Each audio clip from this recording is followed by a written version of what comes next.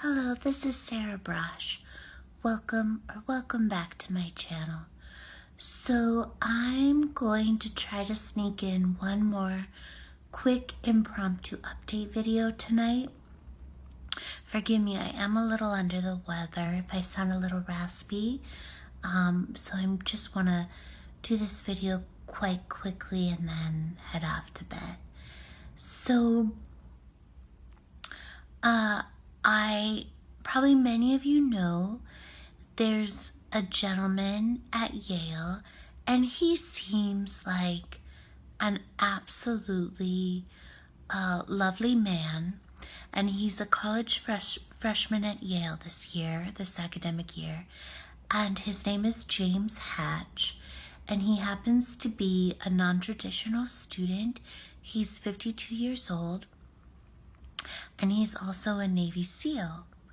So that's quite interesting, and he seems like an absolutely lovely man, and this video is not intended in any way, shape, or form as any kind of a criticism of him.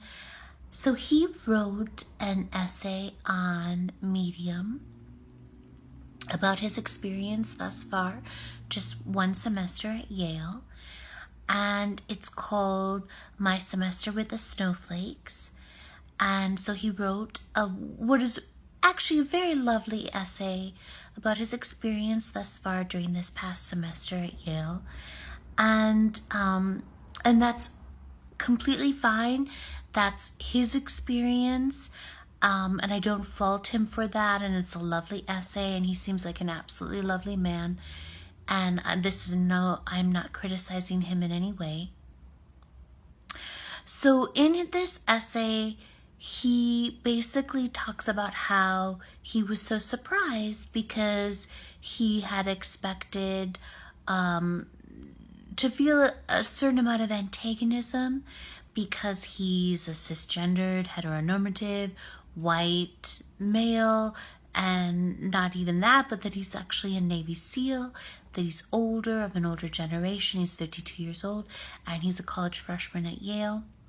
And kudos to him. Excellent, excellent work. I'm proud of him. I think that that's fantastic that he's got into Yale and that he is pursuing his education. And I know that he expresses this in the essay. He talks about how he deals with PTSD, and he actually goes to school with a support animal. And all of that is wonderful, and I wish him nothing but the best. But he talks about the Yale campus and as if it were a utopia of ideological and viewpoint diversity. And he actually talks about safe spaces. He basically redefines safe spaces as the antithesis of what they actually are. And everyone has their own truth, everyone has their own experience, everyone lives their own life. And so I'm not saying in any way, shape, or form that he is dissembling or prevaricating. I just wonder a little bit if Yale hadn't put him up to this. I really do, especially given the fact that I've been so vociferous in my attacks against the Yale administration because of what they've done to me. Obviously, my experience at Yale could not be more different than James Hatch's experience at Yale. And I absolutely did not find Yale to be an ideological and viewpoint diversity utopia. Needless to say. So what I've decided to do is, and in fact, during my first year in the PhD program in the philosophy department at Yale in spring of 2015, I stood up for the,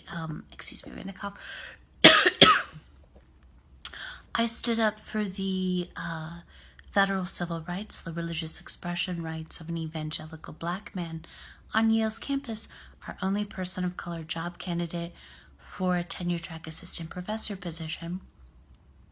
And I was subsequently socially ousted by all of the grad students in the philosophy department at Yale University. And then I later was informed that they went to the Yale administration to have me expelled, if they could, or at least disciplined. And the only reason why the Yale administration did not go ahead and attempt to discipline and even expel me is because the Yale philosophy faculty stood up for me en masse and explained the situation and explained that, in fact,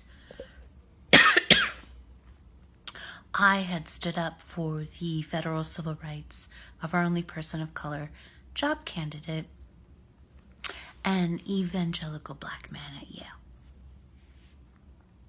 So, this is the reason why subsequently the Yale administration had been salivating for years to get a second bite at the apple.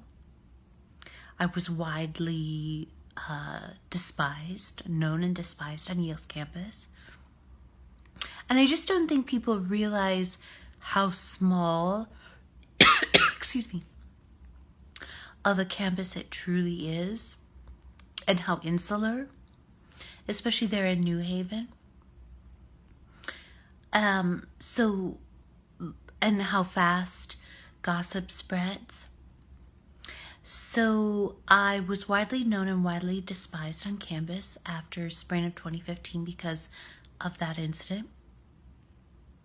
It was the last time that most of the graduate students in the philosophy department at Yale even spoke to me.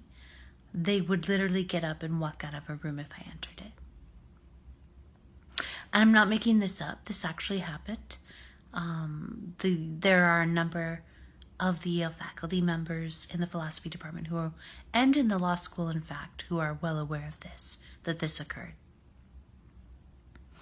So it was because of this incident, and then subsequently when the Living or Napping While Black hate crime hoax happened, when Lodada Siambola decided to falsely accuse me of having perpetrated a hate crime comparable to a lynching, even though I'm a lifelong human and civil rights licensed attorney activist who had dedicated her life to fighting oppression and